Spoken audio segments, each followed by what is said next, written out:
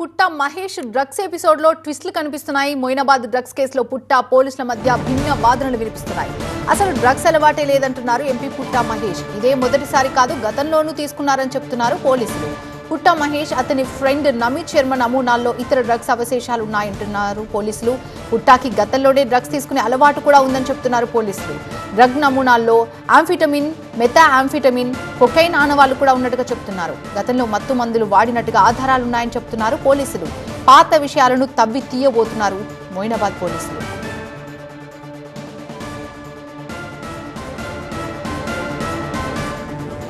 Chevella DCP Yogesh Gautam ఈ drugs case గురించి కీలక విషయాలు చెప్పారు. మరింత సమాచారం మా బ్యూరో చీఫ్ విజయ్ అందిస్తారు.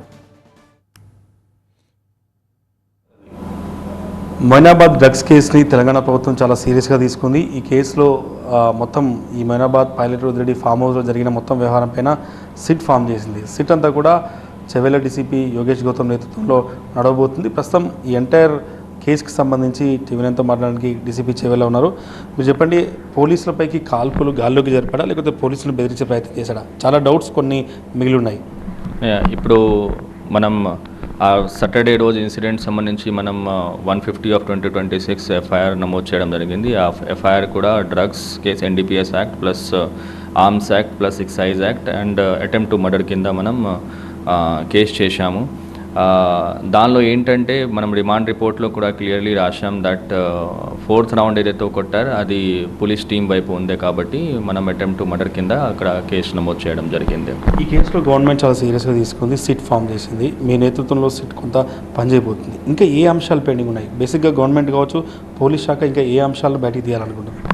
అంటే ఇప్పుడు డ్రగ్స్ అనేది మన ప్రభుత్వంకి తర్వాత మన సొసైటీ కూడా జీరో టాలరెన్స్ సంబంధించి మనం ఏంటంటే ఇన్సిడెంట్ ఒకటే కన్జంప్షన్ మాత్రమే కాదు, దానికి లింకేజెస్ ఉంటుంది, ఫైనాన్షియల్ లింకేజెస్ ఉంటుంది, తర్వాత ఎక్కడి నుండి తెచ్చుకున్నారు, ఎక్కడ, వాట్, వెన్, వేర్, అవన్నీ క్వశ్చన్స్ ఉంటుంది. సో అవన్నీ అంశాలు అవన్నీ కొంచెం క్లారిటీ రావాలి.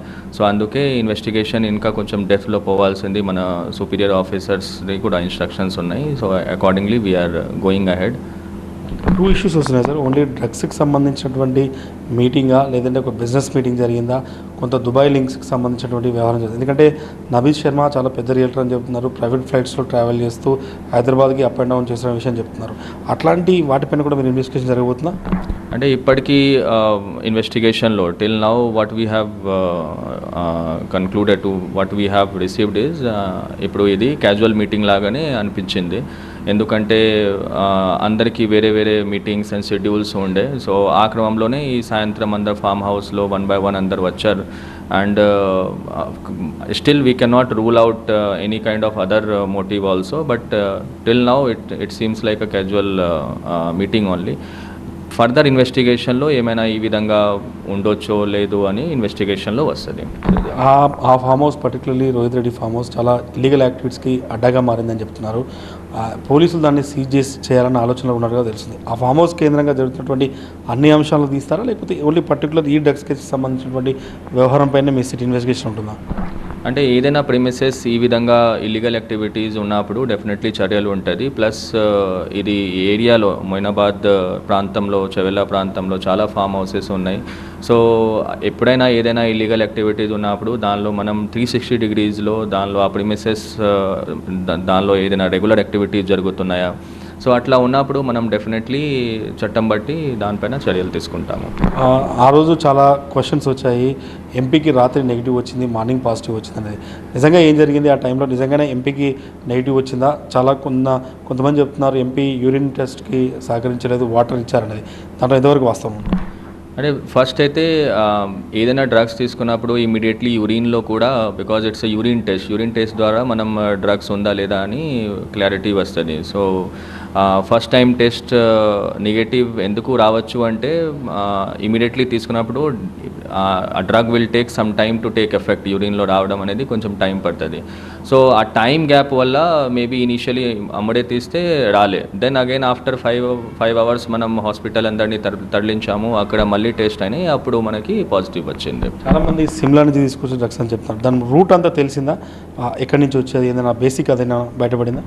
అంటే ఇప్పటిదాకా దానిలో ఇంకా ఇన్వెస్టిగేషన్ నడుస్తున్నాయి, వాళ్ళది ఇంట్రోగేషన్ నడుస్తున్నది. సో ఇంట్రోగేషన్లో ఇంకా ఫర్దర్ క్లూజ్, రూట్స్ అంటే లింకేజెస్, ఎస్పెషలీ డ్రగ్స్ ప్రొక్యూర్మెంట్ ఎక్కడి నుంచి అయినాయి, ఎట్లా అయినాయి, అది ఇంకా అంశాలు పెండింగ్ ఉన్నాయి. అది ఇన్వెస్టిగేషన్లో ఇంకా మనం చాలామంది అడుగుతుంది, దీంట్లో ఉన్న పార్టీలో ఉన్న చాలా డిఫరెంట్ పర్సన్స్, పొలిటీషియన్స్ ఉన్నారు, కొంతమంది పబ్ ఓనర్స్ ఉన్నారు, పొలిటికల్ లీడర్స్ ఉన్నారు. సో ఈ లింక్ అంట వీళ్ళంతా కూడా, ఒక అడ్వకేట్ ఉన్నాడు, ఒక రియల్టర్ ఉన్నారు, ఇదంతా కూడా క్యాజువల్ మీటింగ్లా లేదు, ఏదో పెద్ద సెటిల్మెంటా లేకపోతే పెద్ద వ్యాపారాలకు సంబంధించిన ఇష్యూ ఉందనేది ఒకటి చెప్తున్నారు.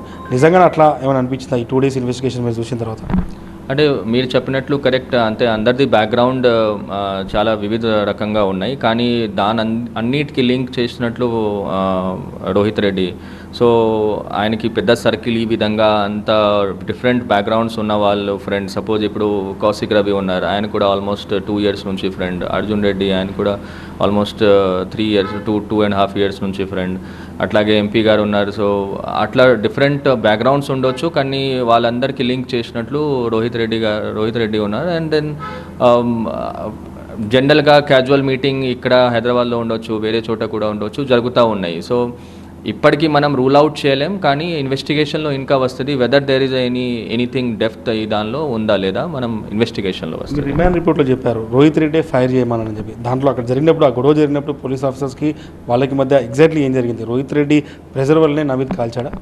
అంటే ఇప్పుడు నమిత్ చేతిలో వెపన్ ఉండే. సో ఫస్ట్ అయితే ఆ జోస్లో ఆయన 3 rounds ఫైర్ చేశారు. అమ్మడే మనం వాళ్ళు కూడా వచ్చిన తర్వాత, ఆల్ టీమ్స్ వచ్చిన తర్వాత అనౌన్స్ చేశారు that we're coming in, we're police party, and మనకి క్రెడిబుల్ ఇన్ఫర్మేషన్ పైన మనం సెర్చ్ చేయడానికి వచ్చాను. సో అయినా కూడా ఆ క్రమంలో అందరు తాగే ఉన్నారు, అందరు కొంచెం హై ఉన్నారు. ఆ క్రమంలో వెనకాల నుంచి ఈ రోహిత్ రెడ్డి అండ్ రితేష్ రెడ్డి బోత్ రివాల్వర్తో కాల్చు అని అట్లా వెనకాల నుంచి కొంచెం ప్రొవొకేషన్ లాగా ఉంది. సో ఆ క్రమంలో మేబీ ఇంటెన్షన్ ఉందా లేకున్నా, but again 1 round was fired and that was towards the police team. దానివల్లనే మరి ఇంటెన్షన్ అంటే పోలీసులు భయపెట్టాలని ఇంటెన్షన్, పారిపోవాలని అనుకున్నారు. మెయిన్లీ అది భయపెట్టడానికి వాళ్ళు వెళ్ళిపోతారు అని, మనం వెపన్ ఫైర్ చేస్తే వాళ్ళ దగ్గర వెపన్ ఉండొచ్చు, లేదు, అది అవన్నీ ఉంటుంది. సో మేబీ మోస్ట్లీ అది భయపెట్టడానికి పోలీసు వాళ్ళు భయపడతారు, వెళ్ళిపోతారు, చెక్ అవన్నీ చేయరు. కస్టడీకి ఎవరిపోతున్నారా వెళ్ళి? ఎస్, వీఆర్ ఈరోజు కస్టడీ పిటిషన్ ఫైల్ అవుతున్నది, వాళ్ళు 3 కస్టడీకి తీసుకుంటున్నాం. రిపీటెడ్గా డ్రగ్స్ తీసుకున్న వాళ్ళు ఈ కేసులో ఉన్నారు. బేబీలాన్ అర్జున్ రెడ్డి పైన చాలా అలిగేషన్స్ ఉన్నాయి. దట్ సరయూ రెడ్డి అలియాస్ ప్రియాంక రెడ్డి అనే ఆమె పైన కూడా గతంలో ఉన్నాయి. కౌశిక్ రవి రెగ్యులర్ తీసుకున్నారు. ఇట్లా రిపీటెడ్ అఫెండర్స్ పట్ల లా అండ్ ఆర్డర్ పోలీసుగా మీరు ఏ యాక్షన్ ఉండబోతుంది? అంటే మనం దానికోసమే ఇప్పుడు ఈ కేసులో కూడా మనం వాళ్ళకి డీ అడిక్షన్ సెంటర్ కాకుండా ఇంకా శిక్షలు, అంటే ఖచ్చితంగా మనం వాళ్ళపైన ఎఫ్ఐఆర్ ఛార్జ్ షీట్ చేయాలి, ఇన్వెస్టిగేషన్ మొత్తం పూర్తి స్థాయిలో కంప్లీట్ తీసుకువచ్చి ఛార్జ్ షీట్ చేయాలి. ఛార్జ్ షీట్ చేసిన తర్వాతనే వాళ్ళకి కోర్టు పరంగా శిక్షణ రావాలని అది మనం ఆలోచన. సో అందుకే మనం డీ అడిక్షన్ సెంటర్ ఈజ్ ఒకటి, అది బిహేవియరల్ చేంజ్ ఒకటి తీసుకురావడం, ప్లస్ సిన్స్ వాళ్ళ హార్డ్ అండ్ ఈ విధంగా హార్డ్ కోర్ డ్రగ్ అడిక్ట్ అట్లా రెగ్యులర్ అబ్యూజ్ అవుతున్నది కదా, కాబట్టి మనం చర్యలు కూడా లీగలీ కూడా మనం ముందుకు తీసుకెళ్ళాలి. And definitely file and investigation మనం పూర్తి స్థాయిలో తీసుకువచ్చి ఛార్జ్ షీట్ చేసిన తర్వాత ట్రయల్ కూడా అంతా మనం మానిటర్ చేస్తాం. ఫైనల్గా ఆ ఫామ్ హౌస్ సీజ్ చేయబోతున్నారా లేదా? చాలా 3 రోజుల నుంచి చెప్తున్నారు సీజ్ చేస్తున్నామని. అంటే దానిలో చర్యలు ఉంటుంది. అంటే ఇప్పుడు ఈ ప్రిమిసెస్ అనేది ఇంతకుముందు కూడా కొన్ని కేసెస్ ఉన్నాయి, ఇప్పుడు ఒకటి కేసెస్ ఉన్నాయి. సో ఇల్లీగల్ యాక్టివిటీస్ ఈ విధంగా వస్తున్నది అని మనకి వచ్చింది. ఇది కాకుండా ప్లస్ రెవెన్యూ పరంగా కూడా మొత్తం ల్యాండ్ డీటెయిల్స్ ఏముంది, దానిలో ఏమైనా ఇల్లీగల్ ఎనీథింగ్, ఇది లీగల్నా ఇల్లీగల్నా అంత అంశాల పైన మొత్తం చూసిన తర్వాత then will come to a conclusion whether it has to be seized or not. ఒక్కొక్కరు 2 డ్రగ్స్ తీసుకున్నారని చెప్తున్నారు. కొంతమంది కొకైన్ తీసుకున్నారు, కొంతమంది కోక్ విత్ మెత్ కూడా అని చెప్తున్నారు. అది ఐడెంటిఫై అయిందా ఎవరెవరు ఏం తీసుకున్నారండి? అంటే ఇప్పుడు మనకి 6 members పాజిటివ్, దానిలో 4 members ఓన్లీ కొకైన్ వచ్చింది. రోహిత్ రెడ్డి, రితేష్ రెడ్డి, కౌశిక్ రవి అండ్ అర్జున్ రెడ్డి, ఈ 4 ఓన్లీ కోకేన్ ఉండే. తర్వాత నమిత్ శర్మాది కోకేన్ అండ్ మెత్ ఎంఫెమెటమైన్ అండ్ ఎంఫెమెటమైన్, ఈ 3 drugs వచ్చినాయి. అండ్ ఎంపీ గారి దానిలో మెత్ ఎంఫెమెటమైన్ అండ్ ఎంఫెమెటమైన్ అవి 2 వచ్చినాయి. ఫైనల్గా ఈ ఫామ్ హౌస్లు కావచ్చు, ఇట్లా చేసే వాళ్ళకి ఈ ఇన్సిడెంట్ ద్వారా ఏ మెసేజ్ ఇస్తున్నారు?